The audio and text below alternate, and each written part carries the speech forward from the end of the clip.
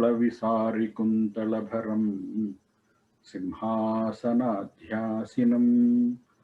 स्फूर्जत्पत्रसुक्लुप्तकुण्डलमथे शिश्वासभृत् दोर्युगं नीलक्षौमवसं नवीनजलदश्यामं प्रभासत्यकस्फायत् पार्श्वयुगं सुरक्तसकला कल्पं स्मरेदार्यकम् कल्हारोज्ज्वलनीलकुन्तलभरं कलाम्बुदश्यामलं कर्पूराकलिताभिरामवपुषं कुन्तेन्दुबिम्बाननं श्रीदण्डाङ्कुशपाशशूलविलसत् पाणिं मदान्धद्विपारूढं शत्रुविमर्दनं हृदि महाशास्तारमाद्यं भजे तेजोमण्डलमध्यगं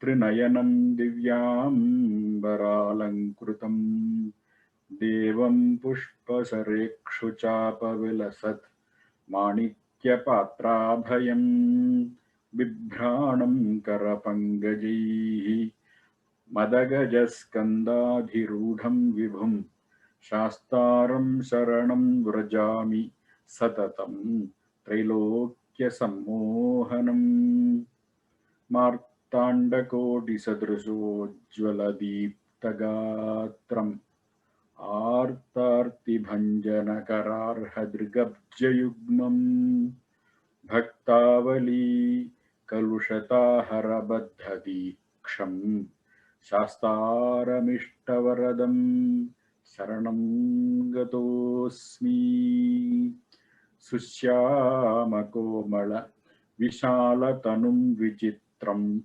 वासोवसानमरुणोत्पलदामहस्तम् उत्तङ्गरत्नमकुटं कुटिलाग्रकेशं शास्तारमिष्टवरदं शरणं प्रपद्ये ध्यायेदुमापति रमापतिभाग्यपुत्रं वेत्रोज्ज्वलत्करतलं भसिताभिरामं विश्वैकवश्यवपुषं मृगया विनोदं वाञ्छानुरूपफलदं वरभूतनाथं शास्तेति केचित् कतिचित् कुमारः स्वामीति मातेति पितेति भक्त्या यं प्रार्थयन्ते जगदीशितारं स एक एव प्रभुरद्वितीयः एकं शास्त्रं भूतनाथार्यगीतम् एको देवः धर्मशास्ता स एव एको मन्त्रः तस्य नामानि यानि एकं कर्म तस्य देवस्य सेवा तमालश्यामलं भद्रं पिङ्गलाकल्पसुन्दरम् अधिज्य कार्मुकं वन्दे सत्यमव्यक्तयौवनं त्रयम्बकपुराधीशं गणाधिपसमन्वितं गजारूढमहं वन्दे शास्तारं कुलदैवतं शास्तारं कुलदैवतं शास्तारं कुलदैवतं कनिमूलमहागणपति स्वामिये शरणमय्यप्प माळिगपुरत्तम्म देवी लोकमातावे शरणमय्यप्प सद्गुरुनाथने शरणमय्यप्प एंगल कुल देवमे शरणमय्यप्प स्वामिये शरणमय्यप्प. So in the last session we covered the third verse where we saw how the karmas or our past actions and janma, our future births, are inseparable. In this fourth verse, Bhagavan Ayyappan continues to look at karma and its divisions meticulously and defines it. So let us look at the fourth verse of this Bhutanatha Gita. This is the fourth verse. Yah karoti cha satkarma nishkama manasa vibho lokanam upakaraya tasya karma bhavishyati. And the padacheda, the breaking of the words is like this. Yaha karoti cha satkarma nishkama manasa vibho lokanam upakaraya tasya karma bhavishyati. And the padacheda is over. The meaning of the verse is, he who performs actions with a mind free from selfish desires is nishkama manasa. He is indeed pious. O king. Vibho means O king. Vibho means king. His actions or karma loka upakaraya shall be most beneficial to the world. So that is the meaning of the verse. So karma, by definition, is nothing but activity. So here the verse begins as yaha karoti, means he who does the activity. So karma is nothing but an activity at the level of body, speech, and mind. And this is the king's thinking, and it is understood and visualized by Ayyappa here. And Bhagavan is also suggesting, apart from karma, vikarma and akarma here. Because he is referring to sat karma in the first pada, first stanza, and again karma in the second pada. So he is mooting at this division. And this akarma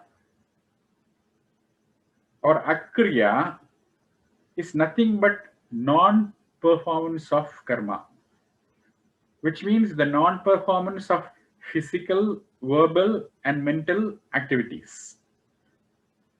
So what do you mean by non-performance of physical activity? It means to be at rest, to be at ease. So karma is kriya and akarma is akriya. So thus karma is doing or being active, and akarma is to be at rest. So why should I study the Shastra? Why should I listen to Bhutanatha Gita to understand what is karma and what is akarma? Because one should not take action and inaction, karma and akarma, lightly. From a worldly perspective, karma and akarma is taken lightly. But in Shastra, it has got a significance which can lead to spiritual enlightenment that is ultimately capable of leading to a giving liberation.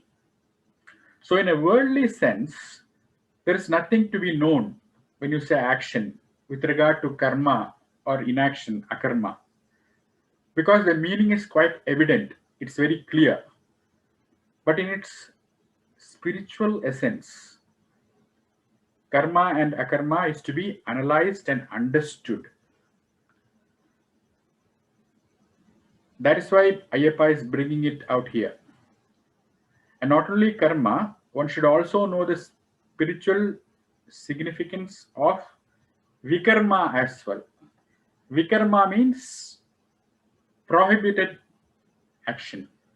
V means viparitam. So all the viparita, all the prohibited activities, like speaking untruth, hurting others, eating prohibited food, consuming intoxicants during vratam, all this come under vikarma. So satkarma, as stated by Bhagavan Ayyappa, satkarma is equal to shastra vihita karma. All those actions that are prescribed by the shastram and all the instructed activities, all the enjoined activities, they are called satkarma. So the spiritual significance of karma is very profound and incomprehensible. In the above sloka, Ayyappa is referring to the satkarma. And we also should add the other two, akarma and vikarma. When Bhagavan refers to karma, he also is suggesting akarma and vikarma. For that, in Sanskrit, there is a technical word which is often used in the Shastra. And that word is called as upalakshanam. So the word karma here is upalakshanam. Once you say upalakshanam, it means an implication. Something is implied for the inclusion of the other two as well. Therefore, karma or action should be known by us as also vikarma or forbidden action and akarma or inaction. This needs to be known in order to know the nature of karma. By not knowing this, work is no work at all. That is why Bhagavan goes on saying, Yastu nishkama manasa, with a mind free from selfish desires, motives, attachments, and a sense of agency, one should act. So it is a question of kama and sangha, agency and attachment. When these two are not there, work ceases to be work, a struggle. It becomes sat. It becomes pious. It becomes spontaneous. And it becomes natural. So that is how the nature of karma works out. That is how work works. When there is kama and sangha, agency and attachment, there is strain, there is struggle, tension, and stress. But when you become nishkama, free from binding desires, and thoroughly detached, then all the tension, it goes away. You are working, but you don't feel as though that you are working. So even in normal situations in life, you can see this. When a newborn baby is sick at night and the mother is keeping a vigil to care for the newborn, she doesn't feel the stress of that vigil, of that work at all. When there is such selfless love, none will feel the tension. But a nurse, a babysitter, any paid person will not have the same feelings, the same experience. Because there is no spontaneous love there, there is no understanding of that relationship. So with a commitment to nishkama karma and through the resultant spiritual development, work ceases to be an effort, a burden, and karma ceases to be mere struggle. Increasingly, in today's work culture, the culture is training people in such a way that work is seen as a struggle. For the majority, happiness must be found outside of work, during breaks, after getting off work, or during the weekends. That is why everyone is trying to get out of work. They're waiting for the holidays. As soon as Friday evening comes, they say, thank God it is Friday evening. And scores of workers, they are running out for taking a break, for a holiday. These 5 days were all struggle, just plodding along by working one's fingers to the bone. So you have to enjoy by taking a weekend off. And when finally you return on Monday morning, you are more tired than you were when you left for the trip on Friday evening. This is what they call Monday syndrome or Monday blues. When Monday arrives, that is depressing, vexatious, especially because of the return to work and routine after a weekend. Earlier they said, thank God it is Friday evening. And now you say, oh God, it is Monday morning. This seems to be the modern worker's predicament. This happens because we separate joy from work and see work as a struggle. Bhagavan Ayyappa will not allow that attitude. There is delight in work as well. From one pleasure to another is all right, but from one struggle to exaltation is not at all right. Work can be full of delight, provided there is understanding or love in heart born of an understanding of the nature of karma, of action. Then everything becomes satisfying. You can, as though, carry a larger load if there is love and understanding in the heart. That is one thing that we must learn from this stanza. By Sangha or attachment, you rarely do great work and remain satisfied. And as you're engaging in your work, in karma, you are not only working, but also expressing your character in that work. In work, when you express that, it is a wonderful anubhava, a spiritual experience. The Bhutanada Gita is trying to explain that idea that work itself is a spiritual education. If you want joy on a holiday, you can have it, not because work is struggle, but because I want an extra holiday, an extra day of quiet life, of contemplation. There is no harm in that. But never treat work as a struggle. Shastra will not allow that. Find delight in work.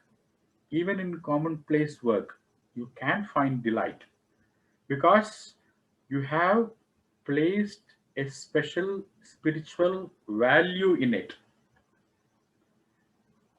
Karma by itself is just an external activity. It is the mind that gives value to it. You bring in that value into that work. Once you bring value, you find it is pleasant and quite delightful. No tension or stress at all at that point.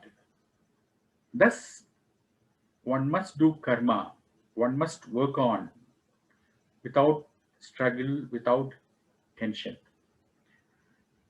Thus, action does indeed bind the person if there is sangha and kama, a sense of agency, a sense of attachment.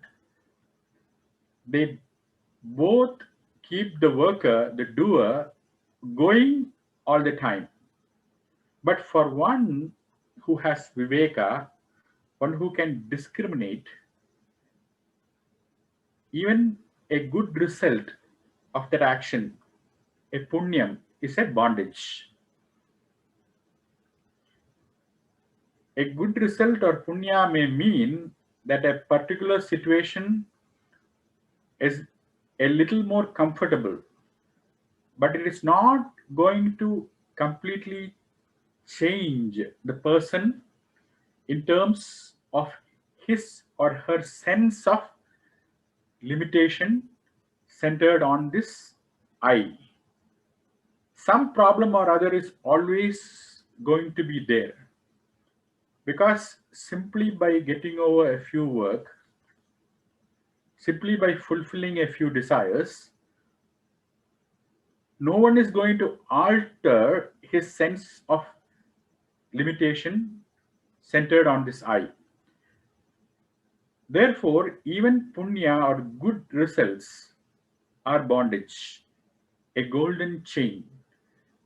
Whether one's chain is made of gold or iron, it is still bondage and it continues to bind. So, a viveki, a discriminating person, knows that both pleasant and unpleasant, both punya and papa, are the cause of bondage, the cause of janma continuing. Karma does not cause the problem, karma just perpetuates it. There is no need to cause janma because it is already there. Since karma perpetuates janma, instead of releasing from it, one may ask, why should I do karma? That becomes the question. So in the last verse, Ayyappa acknowledged that karma is the cause for bondage, bandha hetu, in the form of continued births or janma. There is no doubt about it. But if karma is done for reasons other than nishkama, that is when it is a bondage. Here, nishkama refers to the one for whose sake karma is done. That is Bhagavan. This means that there is nothing for us to gain. Everything belongs to Bhagavan because everything is Bhagavan. So Ayyappa said here that karma only binds a person when it is performed without recognizing this nishkama bhavana. When karma is done for the sake of one's kama, without considering the dharma as Bhagavan, then it is bondage. One only gains the results known as punya and papa, those that come from performing these actions done for the sake of one's desires. Only in this way can it be said that karma binds. It is true that if kamya karma is done keeping dharma and adharma in view, no papa is incurred. However, when karma is done for the sake of Bhagavan alone, for lokopakara, for helping out the world, then it becomes a means for moksha. Karma becomes nishkama when done for the sake of Bhagavan as a propitiation for him, when it is done to please Bhagavan. If this is not the case, then even your worship, your prayer, and so on becomes kamya karma, performed to fulfill one's kamas or desires. There is nothing wrong in doing this, but one should know that performing karma in this way is bondage. Therefore, Ayyappa says, do karma for the sake of the world, for helping out, lokana upakaraya, in the service of Lord. And how should this karma be done? By being free from kama and attachment, nishkama manasa. What binds you to karma are your kama or self-centered desires alone. Karma itself does not bind you. For a mind devoid of kama, that is nishkama manasa, for a wise person, there is no issue at all. Karma does not bind such a wise person. And for such a person, one who is not controlled by self-centered desires, kama, for such a person, karma is an indirect means for gaining the knowledge that is called moksha. Swasti prajabhyah paripalayantam nyayena margena mahim mahisha go brahmanebhyah shubhamastu nityam loka samasta sugino bhavantu sarve bhavantu suginah sarve santu niramaya सर्वे भद्राणि पश्यन्तु मा कश्चित् दुःखभाग् भवेत्। ओम शांति शांति शांति। हरि ओम।